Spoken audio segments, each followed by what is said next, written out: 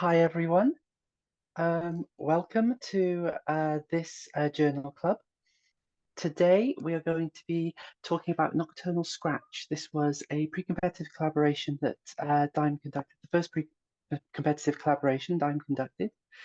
And today Lucy is going to be is dialing in and is going to be presenting some slides that I'm sharing on my screen here. She was the program lead for this project here at DIME, but working with a great number of others as well. You can see we've got Keith Meadows, Stefan Newbury, Caitlin Galoon, Carrie Northcott, and Sylvain Zorman as well, who are all on the line. After the slides have been presented, we're going to have a quick not that quick actually, a lovely time discussing some Q&A, and that'll be questions that Lucy and I have actually prepared for our panel here behind the scenes, but also you can keep your questions coming in. So I'll just do some quick housekeeping, and then I'll hand over to Lucy, who'll hopefully be able to take us through the slides. So today's session is being recorded. Hopefully you're okay with that. You've seen the message. You can act on that as you need to. And if you do want to ask a question, you can put it in the Q&A box. There is a chat box at the bottom. You can put a question in, and we may reserve those to the end to ask to our panel. Or you can raise your hand in the participant window, and then when we call on you, you can come off mute and ask a question live. We do like a bit of live interaction on these things. After today's session, the reason we're recording is because we're going to release that recording for those of you who want to catch up on this, who weren't able to join, or those of you who want to review what's been said and update your notes. So without further ado, I'd like to call on Lucy to now unmute, and feel free to start presenting. Yes, thank you very much, Pip, and Alyssa for kicking us off. And I will briefly go through our research, why, what, and how we did what we learned, and then we can continue with the discussion. So these are the points in order that we'll go through, but we can jump right to the first one. Next, please. So this project originated as a DIME hosted project that included not only the industry, the pharma partners, but also our expert partners, including patient groups, academics, and also qualitative researchers, out of which we have Keith here with us today. This project had, let's go to next, please, had a few goals and a few areas. First of them that we are going to discuss today was the patient research. The second one was defining terminology, ontology of the measures, so how exactly that should be defined and measured. The third one was about deployment to clinical trials, so a little bit more operational. What are some of the hurdles, challenges we are facing, and how best to overcome them? And the last one was around payer acceptance. So talking with payers about how they would look at this potential new measurement in evidence generation for their decisions. But today we are here to focus on the first one, the patient research. Next, please. And it's very important to start with why. Why do we go to patients? Why do we want to know how they experience their specific conditions, symptoms, and in their everyday life? We took a lot from this framework called Measures That Matter to patients that has several layers that start with the topmost layer of meaningful aspects of health. So these are the most important areas of health to patients that are directly somehow negatively affected by their condition. And out of these, we can derive some concepts, some a little bit more specific, let's say, signs or symptoms, that can be measured by outcomes to be measured, and out of those we can construct our endpoints in research. So based on this framework, you should always start with patients. But why is it really so? Can we go to next, please? Oh yes, so this was what I was just describing. So next one, please. You probably remember this story where FDA rejected Verify's measurement for Parkinson, saying that finger tap is not really something that is rooted in patient needs, and it's not something that is very relevant to patients. And that was something like an eye-opener, not only for the developers and for people who would like to bring these measures to trials, but also to all of the researchers that really going deeper with the patients into what their everyday life is and experience is really important to bring some new either measures or treatments, therapies, etc. Next, please. So in our study, we employed mixed methods. That means we had a qualitative patient interviews part where we had 1 hour interview with patients. I will get to what cohorts they were next. And the second part, informed by the qualitative part, was a quantitative survey, which was a web-based electronic survey. Okay, let's go to the next one. Our population of patients, where we divided into 4, I don't want to say cohorts, but let's say groups. So first were adults, so adult patients over 18 years that had atopic dermatitis, eczema. Second were parents, so parents to the children who had AD, then children themselves. We included 7 to 17 years old because those were the ages that were able to talk to us and respond for themselves about their eczema and their experiences. And then partners, which were partners to the adults with AD. And then in the quantitative survey, we had only adults and parents because it would be probably very difficult to reach children via any kind of online platform, etc. Next, please. Thank you. Okay, so as you can see here, in the qualitative patient interviews, we reached out to a lot of adults and children. We asked them whether they have, we asked the adults whether they have spouses or partners that can also take part in the study. Some did and some did not. That's why we have less partners than parents in the end, than adults in the end. And then we had children with their parents. Some of them, in both cases, were excluded based on the inclusion-exclusion criteria or lost to follow-up. I will get to what those were. In the end, we had 15 adults and 6 of their partners and 14 parents and 14 children that belong to these parents. Next, please. So for the quantitative survey, we used the Evidation platform that distributes health-based surveys or like surveys around health to patients. We invited a lot of the participants on the platform. But out of these, in the end, we had around 1,300 or 1,400 adults and parents surveyed, that, as you can see here. Next, please. Thank you. So our inclusion and exclusion criteria, obviously, we wanted people who had with atopic dermatitis, since this was all remote-based and web-based. We were not able to obtain a diagnosis from a clinician, but we opted for self-diagnosed, which is pretty self-explanatory. And we wanted people who reported at least 1 on the scale of itch, because itch and scratch are many times connected, almost all the time connected, and we wanted people who really experience the symptoms of atopic dermatitis. And of course, the ability to perform assessments in English and provide informed consent.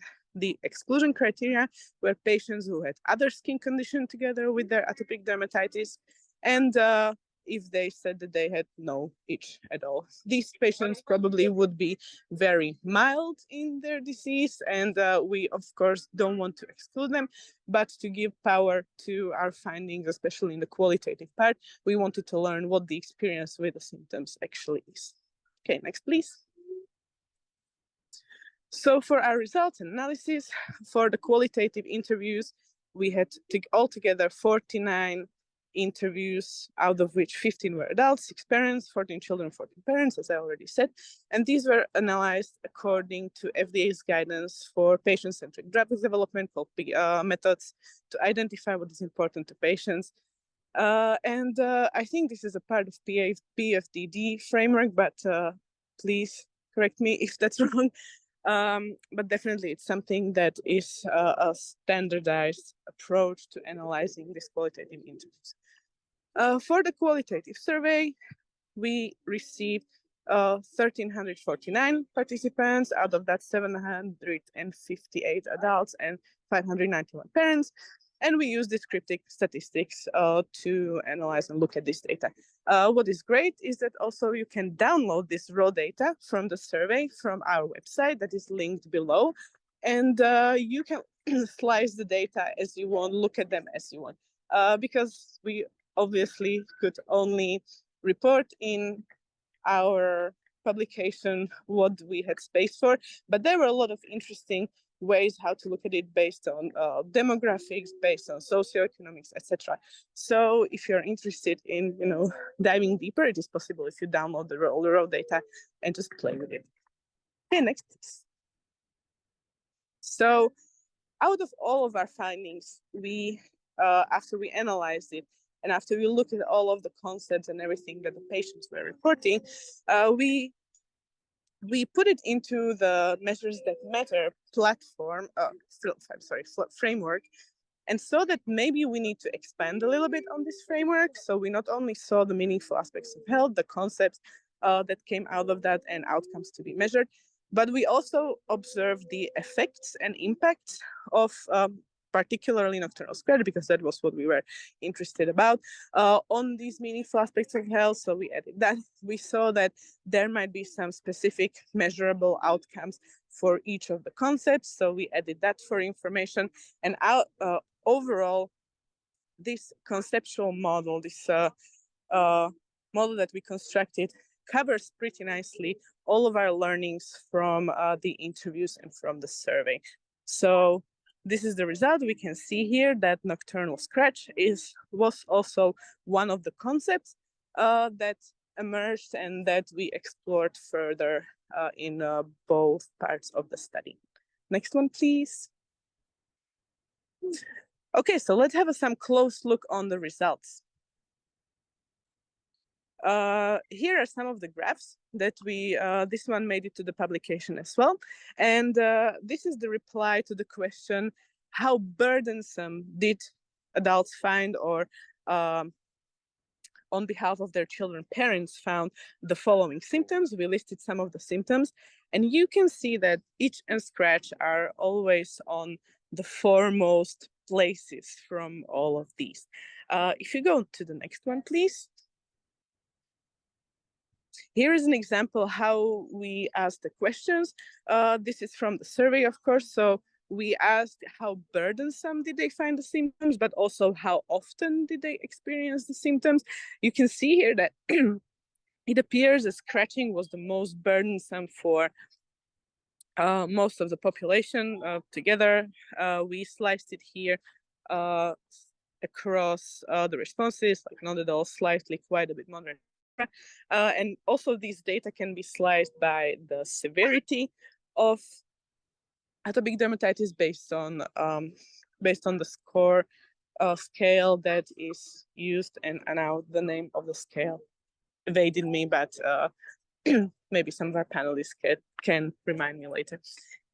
Anyways, so this is how we ask the questions: how burdensome, how often experienced itch and scratch were coming up, and dry skin were coming up the most from all of the responses. Next, please. Okay, so if we look at a close look, a little bit more closer, the most burdensome symptoms of atopic dermatitis, as I already mentioned, were dry, rough, leathery, or scaly patches of skin, scratching, and itch. We saw that resting and sleeping were the activities most limited by atopic dermatitis.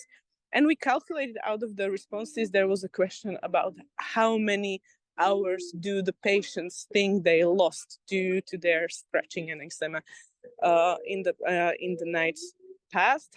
And we saw that it was 1 hour for adults, almost 1.5 hours for children, and 1.2 hours per night for parents themselves, which is quite astounding if you think about that you sleep maybe 8 hours, maybe 7, and this is a big portion of that is really impacted by the condition, which looks or is something that people dismiss as, oh, it's just eczema, it's just skin, but it really affects other areas of people's life, for example, sleep, as we saw here.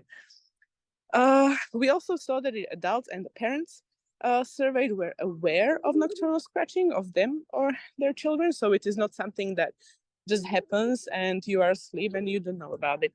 Next, please. Majority of adults and parents ranked effectiveness of treatment to reduce nocturnal scratching as important. So it is something they want to get rid of, which is a great information to collect. And the ability to measure nocturnal scratching was also ranked as valuable by 70–80% of the responders. We asked also if they would be willing to use technology to measure scratching. And here the responses are kind of corresponding with what we see usually in similar surveys around technology and its use in healthcare. So around health was yes, around quarter was maybe, and around quarter was no.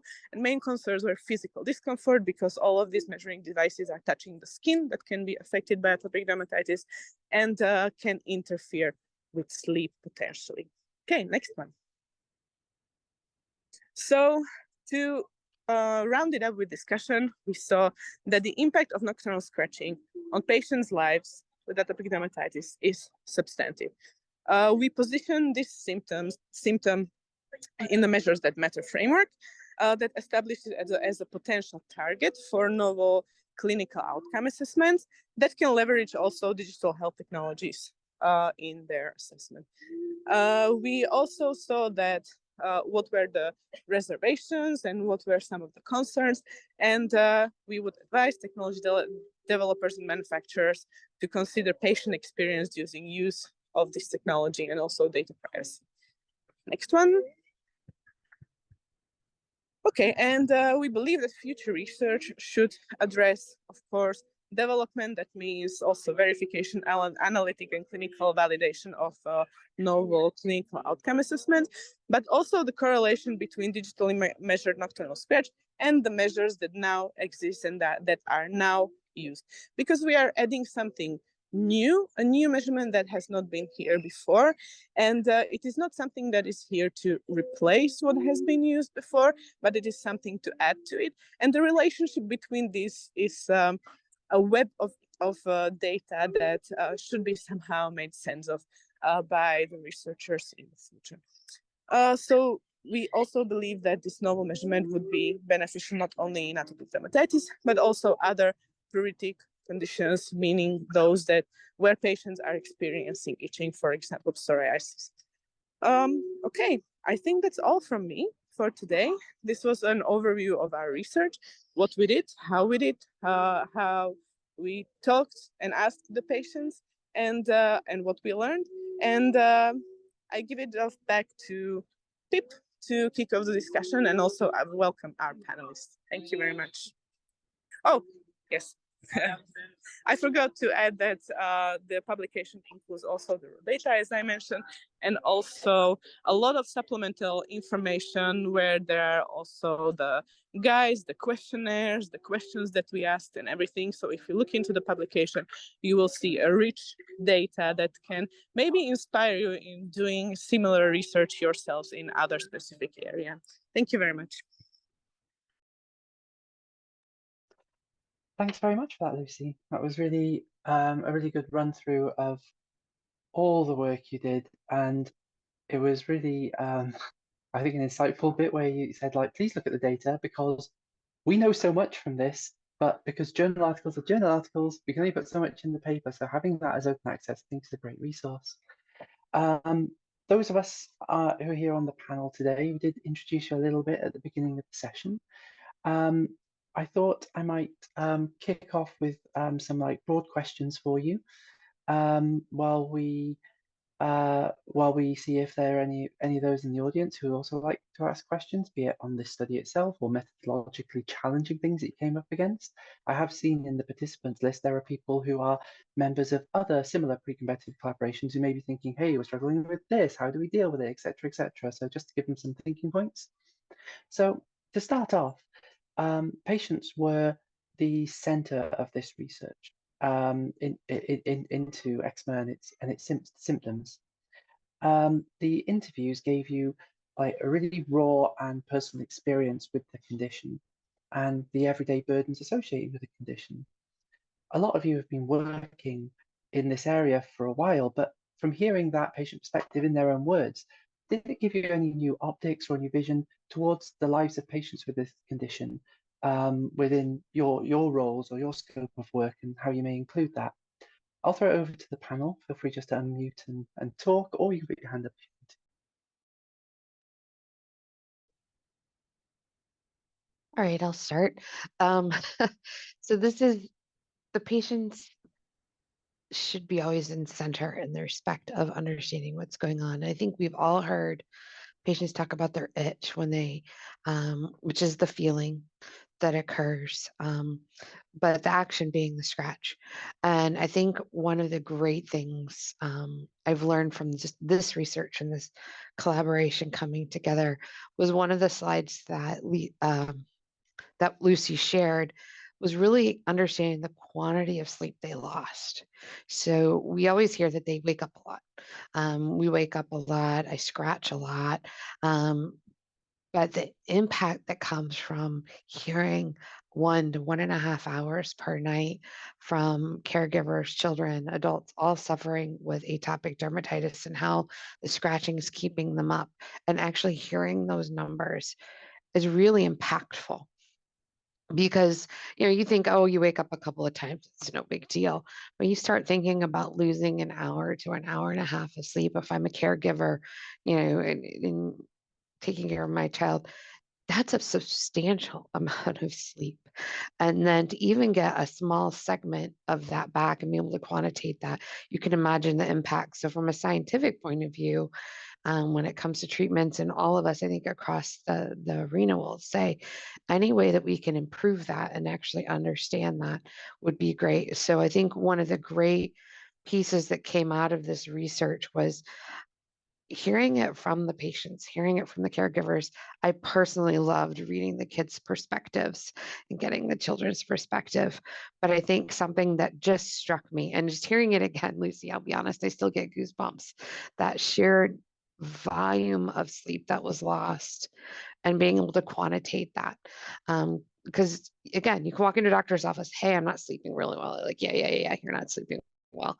But being able to go back and then say, we're not talking just like waking up a couple of times a night. We're talking we're losing a significant amount of sleep that causes all kinds of downstream impacts. So I think that was one of the eye-opening aspects of this to me.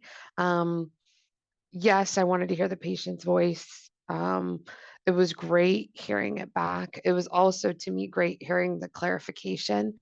So we can go back in a lot of different patient-focused drug meetings, et cetera. We talk about itch, and we're finally starting to tease out the specific differences between itch and scratch and the sleep, but actually just hearing the impact that it has on their lives was really great for me. Others, what was your thing that kind of struck you? So on my side, I went through like the 50 or so transcripts of those interviews, and I think the learning goes both ways, because historically there were no tools to measure scratch, and it was interesting to see also patients were confused about itch and scratch. And in the interviews, of course, initially there were like the definition of scratch and how the action versus the itch, the feeling. But you could go through the transcripts and then realize that later on, patients or caregiver would still be confused around that. And I think those are two important concepts, and that probably when the technology will be available, and it's being like more or less available already, the patient will need some further education on the difference of scratch and itch, and it will help probably them understand better their disease. Then on the technology provider side, like there's going through the interviews, it was interesting to see the interplay between sleep and scratch, and it does inform us, because nocturnal scratch, if you go into details, what is like nocturnal? Is it when the sun goes down and it's dark, or is it like, how do you define all of that? And looking at the interview, it provides some insight on what would be the best definition of nocturnal scratch, and something that really meet the patient needs around the sleep impact of scratch. And so that's, I think, some of the inputs from the patient that are impacting the way we designing this novel measure. And I think Sylvan and Carrie bring up great points. I mean, Carrie brought up the quantitative data, right? Number of hours lost. Sylvan brought up ontology and other items too, but really, how do we define nocturnal scratch? It was quite hard for us, and we really focused on qualitative data to kind of have those definitions. And one, I think just in terms of the qualitative data that we collected, it's really important on terms of everyday burden. I think one patient quote that stuck with me was, "Oh, I got to the point where I didn't really want to go out very much during the day. I didn't want to go to work. I didn't want to go out with friends after work. I just felt like, trying to sleep it away. And then I got so frustrated because even when I tried to sleep, then I would keep waking up with the intense urge to scratch." So I think this condition is, you can clearly see for this patient, it's debilitating. And even when they're trying to escape from the day with their condition, they can't. And that's something I think a lot of us take for granted, the ability to kind of fall asleep and kind of escape from troubles and problems. But it's not possible for this patient to have a good night's sleep. They can't escape this urge to scratch. So I wanted to just kind of share that quote. I think this really helps to shape the challenges that patients face during the night, because I think most of this work in this space, qualitative or quantitative work, among patients has been focused on the day, if at all, because most of it has actually been focused on itch, not scratch. So I think this really provides us the context that we need to understand what matters to patients, and the fact that that nighttime scratching is really important. And so this was a foundation of our research, and really the foundation of a future measurement strategy approach. Thank you.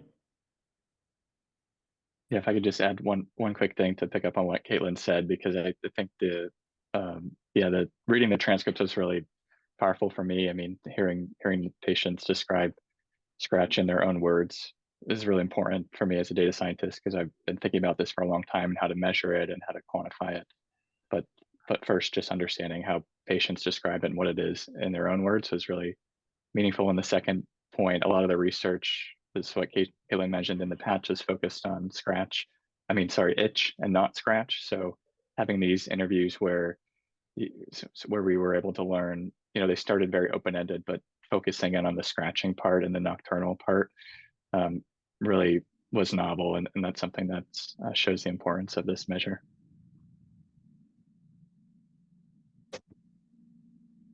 That was great. Oh, sorry, Caitlin, I see you're off mute again. Would you like to come back at that? Oh, no, I agree. Oh, just still I off think mute. that, yeah. Okay. Okay, sorry. Well, yeah, perfect. Oh, I go want ahead. to add something to what Kelly, everyone please do. commented. I think one of the cool parts that everyone's touching on, and I was listening to Leonard Sachs speak yesterday at a conference, and the cool aspect of these digital health technologies that we're bringing to the forefront is we're listening to patients and we're bringing new details to them, and that's what we're doing. So by gathering this information, this paper, et cetera, we're actually addressing those concerns and also clarifying the verbiage around it. So it's such an exciting time. If I may add a little bit for myself, it was also a little bit reflective, looking at all that we have found out and all that we heard from patients, was that to any research like this, we should come without any bias, at least try to throw away all of the biases that we might have about what we think the patients feel or experience, right? Because with anything, like any kind of condition, any kind of disease, you're like, oh yeah, it's a flu, I know what it's like, or it's this and this. But really listening to how people live with that, sleep with that, go to work, etc., it kind of changes a little bit, or like brings more understanding and empathy for them. And I think it is important to kind of go into similar research with open mind and no biases about like thinking that you know what it's like if in case you don't have the condition, of course.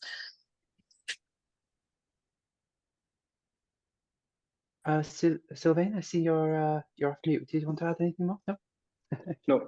No. We did get something through the chat. Gregory asked if the patient survey data response is also available. Well, it is. It's part of the manuscript. You can download it. I think to add to that, the qualitative transcripts. I know there's sometimes sensitivities around making those open access, but was there any plan to make those publicly available for reanalysis as well? So, Lucy, you can speak to this too. Within the DIME website, you can actually go and log in and see that data and be able to do the analysis. So one of the powerful components is the pharma came together, we all did this, and then the goal was to make it publicly available to continue to learn from it. So I think there are many questions that we all have, and I'm just sitting here thinking even now, I think I want to go in and ask this question. And so it is publicly available. And I think that's one of the great tools and aspects of these pre-competitive space that we do. Yeah. And kudos to everyone for that. And then also in the manuscript itself, supplementary tables, we have the interview guides available, which is a really important step in any qualitative research that we do. And we also have the transcripts available there too in the supplementary material of the manuscript. That's Yeah, wonderful. I mean, I missed that. Oh, go ahead. oh, sorry. Lucy. I just wanted to clarify about the public data. So the survey data, the quantitative, is available on the website. Correct. From the qualitative data, from the transcripts, we took the some examples, some excerpts, and they're part of the supplemental information. But the full transcripts, they have not yet been made public so far. I hope that answers. Yeah, perfect. And I think that question came through because after hearing what you were saying about the power of these transcripts, like the reanalysis or just readopting them to reuse and to have support for this in the future, yeah, using the manuscript, using the work you've done, but then also going back into that raw data could also be a powerful tool for the for the field. So I think that's something to keep an eye on in the future where it's possible, but there are sensitivities there. I did want to jump to Sunil, who asked a question in the chat. Sunil, were you able to come off mute and ask your question live, or would you prefer me to read it out for you if you're in a busy place?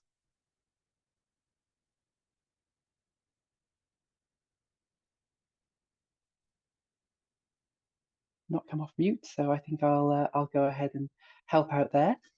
Okay. Is the measurement of nocturnal scratch considered COA because it directly or indirectly reflects on an impact of the disease on the patient, like loss of sleep? If this loss of sleep had not been correlated, what becomes the measurement of nocturnal scratch? Is it then simply a biomarker? What were the FDA's comments? I understand the team met them. And that's an interesting one. So it's kind of two parts there. It is in the chat if you want to open it up. It's a big, long question. But this idea of, is it a COA because it affects a quality of life thing, like sleep? Or is it a COA regardless of that? And then also, what was the regulatory review of this when you met with them during the critical path innovation meeting? I'm not sure who should lead on that. Has anyone got any strong views, or shall I hand to Lucy, who I think was present at the CPIM? So Sylvain. I shared in the chat like the slides that I'm made out of the critical path innovation meeting that the consortium had with the FDA. I think there was like a lot of discussion around that during the CPIM meeting, and from like the clinicians that were part of the conversation, like there was strong push that this was something meaningful and not a biomarker, but a clinical outcome assessment. And I think from the slides, like the FDA kind of let this door open. That's my understanding, but I think there were no strong endorsement on either whether it's a biomarker or clinical outcome assessment from the FDA. But maybe Lucy, you have better memory on that. So the FDA comments tend to lean a little bit more towards the clinical outcome assessments, just because this is measuring something that describes how the patients feel and function, rather than biomarker that would be measurement of some like bodily process or bodily characteristic. But that included, thinking about that, it is a little bit more difficult to establish relevant value and validity for the clinical outcome assessments, where exactly the piece about meaningfulness to patients is important, right? So it is something that happens in their lives that affects many different areas of their lives and that measures something, how they feel or function. And this publication hopefully is one of the pieces that supports the data that, yes, it is something that is also meaningful to the patients. And I let others comment to that as well. Yeah, this is a really interesting question because it's something that, we've been focusing a lot within AbbVie on in terms of how do we create a COA versus a biomarker in the digital health space. And it really is a spectrum. So in order to create a COA, as Lucy mentioned, it's measuring something on how a patient feels, functions, or survives. So the first step that we did here, no matter how we measure, how we develop a measure, any COA, whether it's paper or pencil, whether it's the mode is DHT, the first most important step is to incorporate patient voice. So the foundation is the evidence we've created here. It's a spectrum between biomarker and COA, and where COA requires different types of evidence than a biomarker. This is really the first step to kind of furthering the development of a potential COA. There are many more steps that are needed in order to kind of create a COA around nocturnal scratch. So I think we've done the most important, the first step in kind of building an understanding of what matters to patients and incorporating patient voice. And I think so we're starting from a strong place. And I think, we kind of did this work aligned with the PFDD guidance in terms of measuring what matters to patients and remote data acquisition guidance from FDA. But there are many additional steps that kind of would be needed in order to support this as a COA. And that's why I think the FDA in our meeting with them wasn't able to kind of, provide fully like, yes, this is a COA or yes, this is a biomarker, because we're early in the process of developing this concept kind of as an endpoint and as a COA. So I hope that makes sense too. I'm going to ask Carrie to round us off there, and then we've got a question from Jay. A quick comment. It'll depend on the context of use by which it's being used. So there was a great webinar that Dime hosted several weeks ago where they discussed another paper that they did. And I think FDA and others, you're never going to come out go, okay, this is absolutely a COA, this is absolutely a biomarker, because a lot depends on how the sponsor utilizes it within the study in the context of use.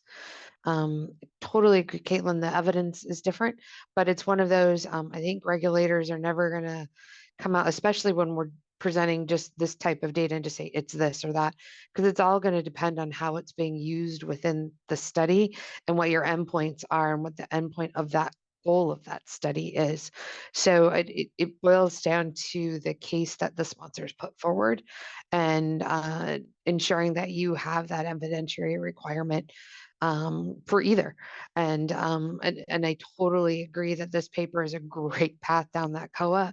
And I think you could argue it as a biomarker as well. It just depends, again, how you're analyzing and what the question and the hypothesis is that you're testing. So it's the evidence. And I think this is kind of, we're in early stages. So definitely completely agree. Yeah. And I think that if we can snip that last little bit between Carrie and you, Caitlin, about that evidence defining COA versus biomarker and make that its own little video to push out, I think that'd be just a lovely explanation, because that's something that people always do struggle with. So I really, really appreciate that. Thank you. Jay, feel free to come off mute and camera on if you'd like as well. and you can start asking your question, please. Thank you, Pip, and thank you to the presenters and for everybody who's been involved in this very important work. It is, as everybody has said, critically important that we be hearing the voice of the patient and making sure that we are measuring something that is important and meaningful to them. And I think it's pretty clear from this that the impact of sleep is extremely important. My question is, I don't know if this would be a next step or if it's something that might be able to be extracted from the qualitative work that's already been done. Is it worthwhile to explore in a more granular level exactly what it is about their nocturnal scratching that is causing them to then be losing sleep? Or is it, so I'm thinking, for example, is it the frequency of scratching episodes, the duration? Is it the total time lost? Whether that's directly correlated with the amount of sleep or less correlated with, is that something that's been explored or will be explored or sounds interesting? I'll start. Yes, that's great. And it sounds very interesting. Those are, and I'm smiling so big because we joke, we have at least within the team I work with, we kind of have this list of questions that we come up with as we're going on. So the nice thing about science, it always triggers more hypotheses and more questions. And I think that's one of them. And I think having the tools now to measure both is going to allow us to start to answer those questions. So I guess my comment is stay tuned.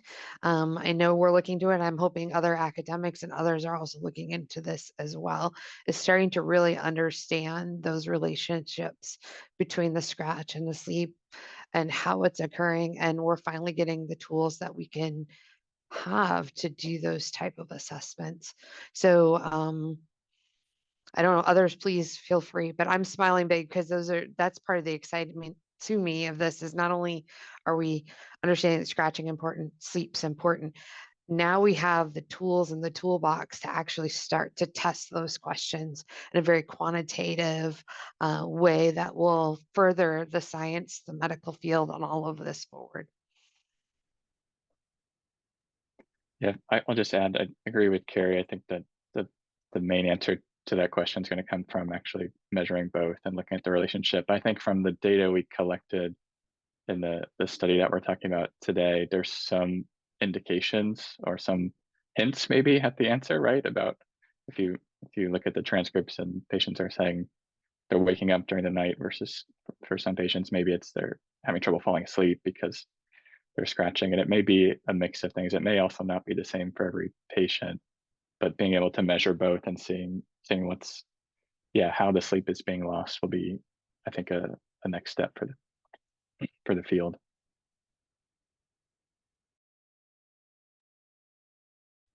It takes us down that difficult route as well of when there's this like heterogeneity in things that are important.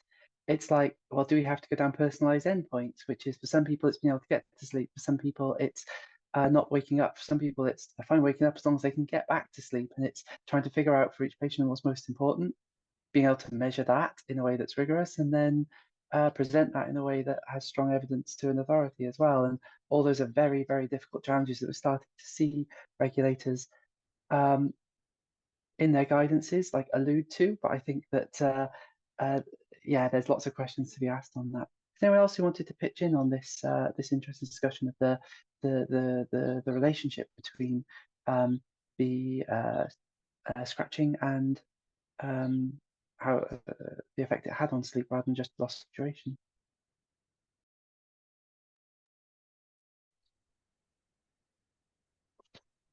We did a review recently with some colleagues as well in this space, and it's a complicated aspect, Jay, in the respect of, is it just the action of scratching? Is there actually cellular mechanisms and others? Because if you go in and start to look at the literature, things that can make you stop scratching don't necessarily stop the awakenings and vice versa. So it's complicated. So it's cool to have these tools. Yes, and I second that. Sorry for the bells in the background, but I second that and think that not only using digital technologies to measure scratch will help us to understand it a little bit better and what the relationship and connection with sleep is, but also research into biomarkers and into biologic pathways and regulations within actual, chemical inside the body might tell us a little bit more what they are affecting each other. So I'm also pretty excited about this type of research coming up. And I think that the final kind of understanding of everything is going to be a mix between, the patient reports, the biochemistry, and also hopefully what the digital measurement technologies can add to this whole equation. Okay, so we're coming into the last 10 minutes now. We've probably got time for another question or two.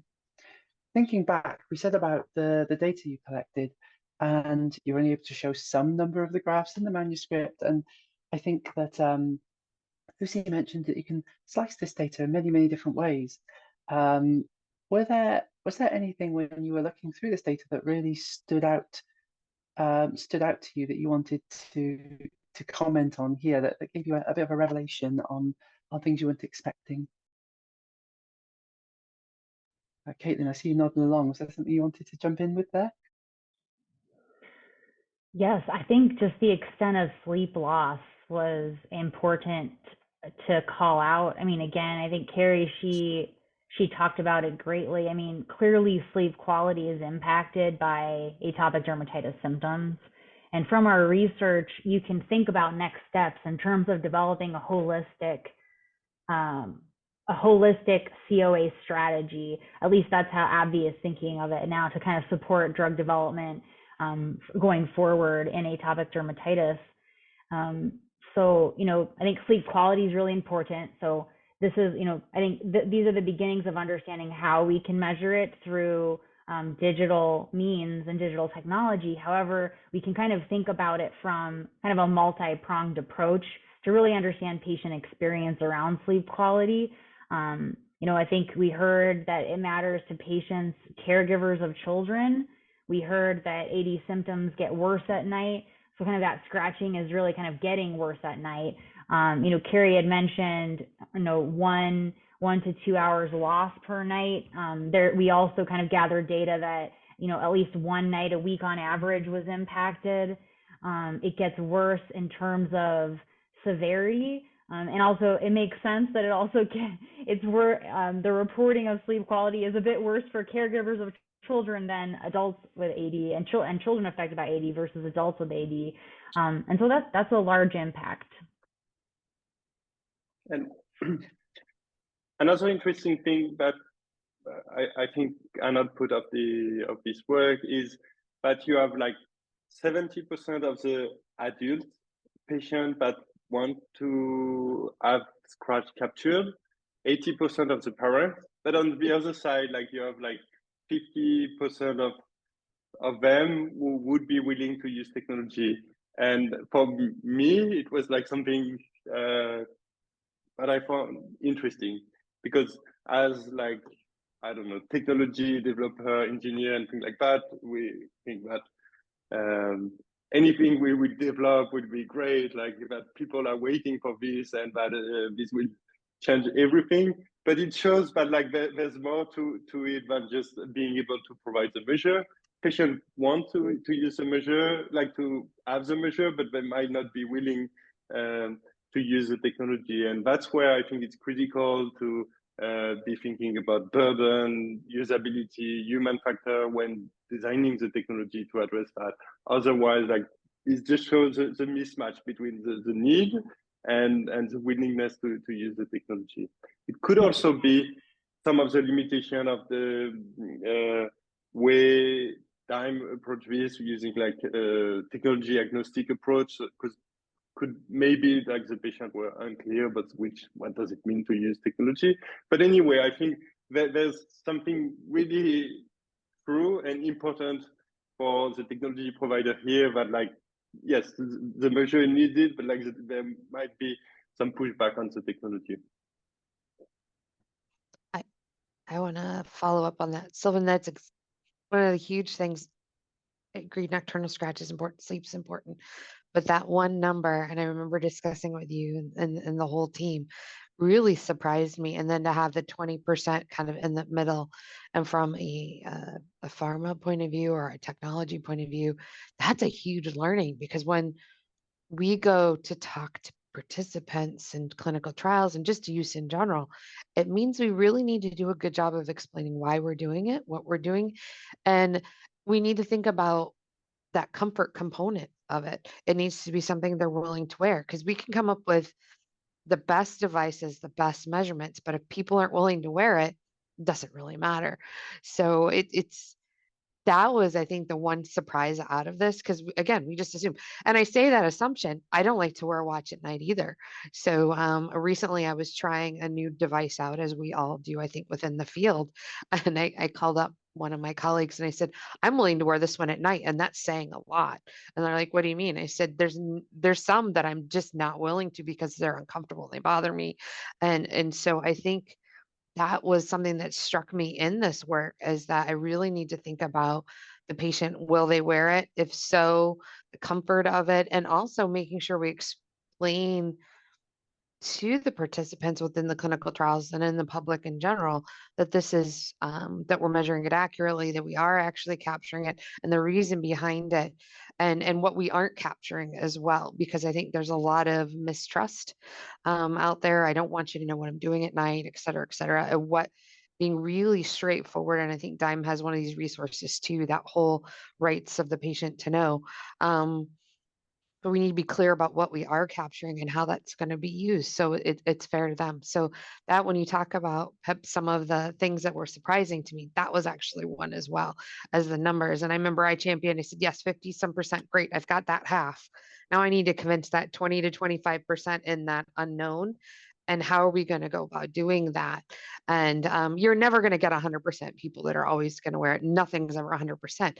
But now we have numbers, and now how do we approach those people, and what do we need to think about? So I agree, Sylvan. That was one of the surprises to me. And it was also something I was like, cool, we can action on that. That's something we can absolutely address and make sure that they're aware of.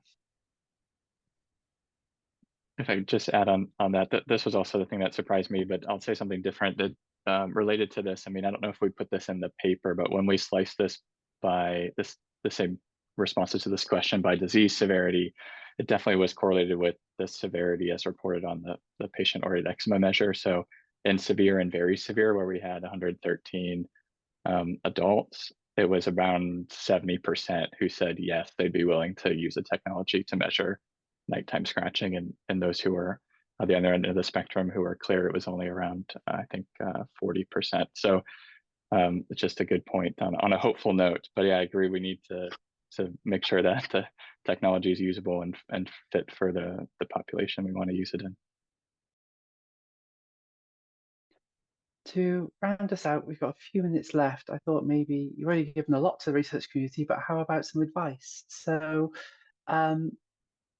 now you've done this either before or maybe just as part of this project, this idea of adding the patient voice to research. What advice would you give to others out there who are trying to collect, add, and use this patient voice as part of their research?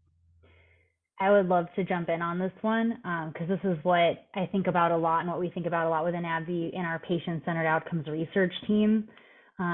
So it's really important that when we're developing any measure, a COA, particularly a clinical outcome assessment, is that patient-focused drug development in the guidance series that FDA has recently published needs to take a front seat. That's really important, that we develop a holistic COA measurement strategy. As we had mentioned, from patients, what we heard was that 50% or so on average, and it does depend on severity, may not be willing to use a technology like this. It's also really important that we understand kind of what this technology is measuring, and we kind of tie this to gold standard that we've been using. And in this space, I know we don't have necessarily a PRO or ClinRO or thing kind of related to scratching per se, but I think that what's really important about the work we've done here is that we have foundational evidence to kind of support development of a potential PRO as well for Scratch that we'll definitely kind of need in order to support clinical validity of the ultimate digital measure. So that would be just the advice that I'd give the community. No matter the mode that we're developing, we should make sure that patient-focused drug development and the guidance series the FDA has come out with takes a front seat. And I think this is such an important community within DIME because of the multidisciplinary nature of working together to do this. You know, in order to build a clinical outcome assessment, we need scientists from COA development background, from digital health background, regulatory, all working together. And that's just so vital to incorporate patient voice. And I think if we're not working together in a space like this, I think we're not best able to use the results and kind of serve patients when we kind of have this call to action that we did for Nocturnal Scratch. So thank you. That would be my advice.